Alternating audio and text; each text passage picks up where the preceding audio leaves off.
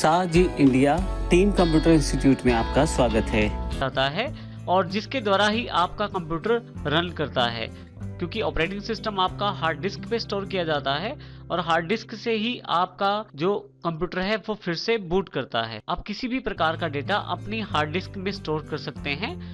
इस प्रकार की स्टोरेज को सेकेंडरी स्टोरेज भी कहते हैं और इसको हम नॉन वोलेटाइल मेमोरी भी कहते हैं, क्योंकि एक बार यदि आप इसमें कुछ स्टोर कर देते हैं और कंप्यूटर ऑफ करने के पश्चात दोबारा आप वही फाइलें अपने कंप्यूटर की हार्ड डिस्क से वापस प्राप्त कर सकते हैं किसी भी समय। ये बिल्कुल रैम से अलग है। रैम वोलेटाइल मेमोरी है जिसमें जब तक आपकी कंप्यूटर ऑन रहता है तब तक आपके पास वो चीजें बनी रहती हैं, परंतु हार्ड डिस्क जो है वो सेकेंडरी मेमोरी है और साथ ही नॉन वोलेटाइल मेमोरी है। आप इसमें कुछ स्टोर कर दे तो आप कभी भी इसको दोबारा वापस पा सकते हैं, तो कभी भी आप वो फाइल दोबारा आप ओपन कर सकते हैं। हार्ड डिस्क की बात करें तो हमारे पास मुख्यतः 3 तरह की हार्ड डिस्क अवेलेबल रहती हैं। सबसे पहली है पाटा। पाटा का पूरा नाम है पैरेलल एडवांस्ड टेक्नोलॉजी अटैचमेंट। इसको हम आईडी ड्राइव्स भी कहते हैं। इसमें मुख्यतः 40 पिन रहते हैं जिसके द्वारा ये मदरबोर्ड के साथ कनेक्ट की जाती है। पाटा हार्ड डिस्क या आईडी हार्ड डिस्क को मदरबोर्ड के साथ जोड़ने के लिए पाटा केबल्स का प्रयोग किया जाता है। आप एक आईडी केबल से 2 हार्ड डिस्क भी जोड़ सकते हैं। इसी तरह से इनका जो साइज अवेलेबल रहता है वो 10 GB, 40 GB, 80 GB और इसके अलावा भी काफी सारे साइजेस अवेलेबल रहते हैं। इसी तरह से हमारे पास दूसरी टाइप की जो हार्ड डिस्क है वो है साटा, जिसका पूरा नाम है सीरियल एडवांस टेक्नोलॉजी अटैचमेंट। साटा हार्ड डिस्कें बिल्कुल टेक्नोलॉजी में नहीं है।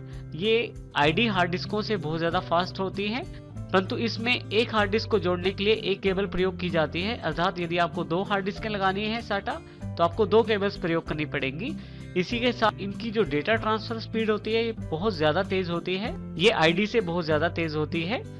ये हमारे पास 40 GB, 80 GB, 320 GB, 500 GB और 1000 GB के साइजेस और इसके अलावा भी काफी सारे साइजेस में उपलब्ध रहते हैं।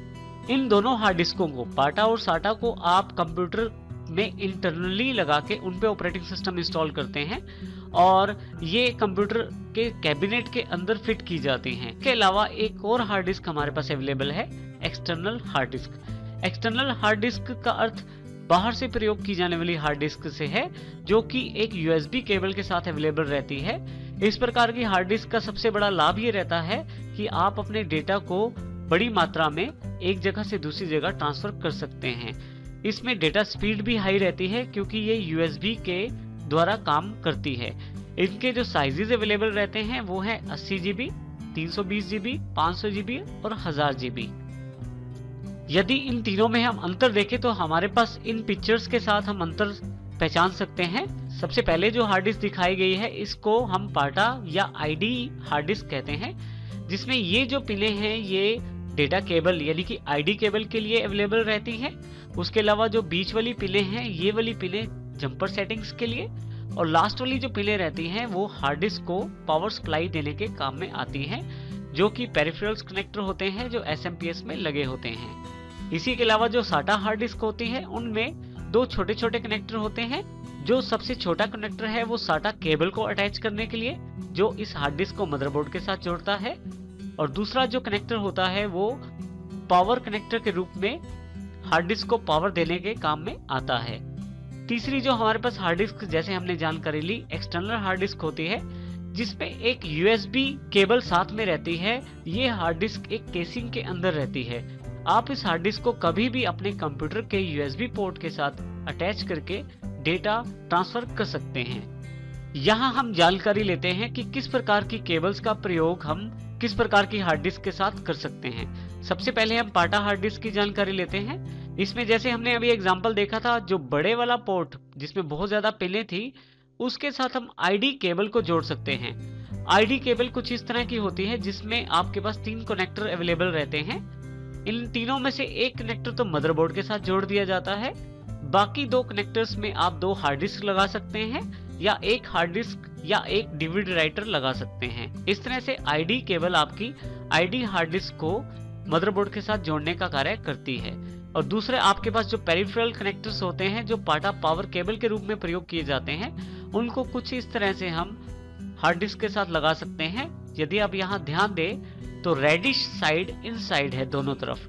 यहाँ भी डेटा केबल पे रेडिश साइड और यहाँ पे पावर केबल पे रेडिश साइड इनसाइड है। दूसरी सबसे खास बात ये रहती है कि यहाँ पे आईडी केबल के पास एक लॉक अवेलेबल रहता है। यदि आप इस पिक्चर में देखें तो हल्का सा उभार है जो कि एक लॉक की तरह है। बिल्कुल हार्ड डिस्क में फिट करने के लिए यहाँ पे एक होल रहता है। जब आप इस केबल को हार्ड डिस्क के साथ लगाते हैं तो उस होल और इस उभार का ध्यान रखते हुए आप दोनों को जोड़ सकते हैं। नेक्स्ट हमारे पास जो दूसरी हार्ड डिस्क है वो है साटा हार्ड डिस्क। साटा हार्ड डिस्क में फिर से दो केबल्स का इस्तेमाल किया जाता है, जिसमें सबसे पहली होती है साटा डेटा केबल। इसका एक सिरा हम हार्ड डिस्क के साथ जोड़ते हैं और दूसरा सिरा जो है मदरबोर्ड के साथ जोड़ते हैं, जिसके साथ हम इस हार्ड डिस्क को मदरबोर्ड के साथ जोड़ सकते हैं। इसी तरह से साटा पावर कनेक्टर भी अवेलेबल रहता है। जो बड़े वाली साइड है वो पावर कनेक्टर को रिप्रेजेंट करती है और आप इस पावर कनेक्टर के साथ ही हार्ड डिस्क को पावर दे सकते हैं, जिससे कि हार्ड डिस्क कार्य करती है। साटा केबल्स को कनेक्ट करते समय एल शेप का ध्यान रखना चाहिए। आपके पास साटा डेटा केबल और साटा पावर केबल दोनों में एल जैसी शेप बनी होती है और वैसे ही शेप आपके पास हार्ड डिस्क में भी बनी होती है। तो शेप का ध्यान रखते हुए आपको ये कनेक्टर लगाना होता है। अब हम बात करते हैं हार्ड डिस्क ड्राइव जो कि पाटा केबल्स में जंपर सेटिंग्स होती हैं। अब हम जानकारी लेते हैं जंपर सेटिंग्स की। जो हमारे पास IDE हार्ड डिस्कें अवेलेबल रहती हैं, जिनको हम पाटा हार्ड डिस्क भी कहते हैं, उनमें जंपर सेटिंग्स के लिए बीच में कुछ पिन्स अवेलेबल रहती हैं। इनमें आप जंपर लगा के हार्ड डिस्क की सेटिंग्स को चेंज कर सकते हैं। हार्ड डिस्क मुख्यतः दो तरह से प्रयोग की जा सकती है, मास्टर या स्लेव। यदि आप जंपर को पहले दो पिनों के साथ जोड़ते हैं, जैसा कि इस तस्वीर में दिखाया गया है, तो आप इस हार्ड डिस्क को मास्टर की तरह प्रयोग कर सकते हैं। मास्टर बनाने का अर्थ ये होगा कि आपका जो कंप्यूटर स्टार्ट होगा वो इस मास्टर हार्ड डिस्क से होगा, और यदि आपके पास एक से अधिक हार्ड डिस्कें हैं तो दूसरी हार्ड डिस्क को आप स्लेव बना सकते हैं। इसके लिए आपको जंपर जो है वो दूसरे नंबर की पिनें हैं वहां अटैच करना है, जैसे कि यहाँ एग्जांपल में दिखाया गया है। यहाँ पे खास बात यह है कि जो आपकी मास्टर ड्राइव रहती है, आपका कंप्यूटर उस मास्टर ड्राइव से बूट करता है, जबकि जो आपकी स्लेव ड्राइव रहती है वो साथ में as a second hard disk जुड़ी रहती है। कंप्यूटर ऑन होने के पश्चात आप मास्टर और स्लेव दोनों की ड्राइव्स देख सकते हैं। आप चाहें तो इनमें डेटा ट्रांसफर भी कर सकते हैं। यहाँ एक बात इंपॉर्टेंट रहती है कि आपकी जो हार्ड डिस्क है उनकी जो मास्टर और स्लेव की सेटिंग्स होती हैं वो एक लेबल के रूप में आपकी हार्ड डिस्क पे चिपकी रहती हैं। यहाँ जो सेटिंग्स दिखाई गई हैं ये एग्जांपल के तौर पे हैं। आपकी हार्ड डिस्क की सेटिंग्स अलग हो सकती हैं। आईडी हार्ड डिस्क में इंस्ट्रक्शन पेज को अवश्य पढ़ें ताकि आप जंपर को सही तरीके से कनेक्ट कर पाएं।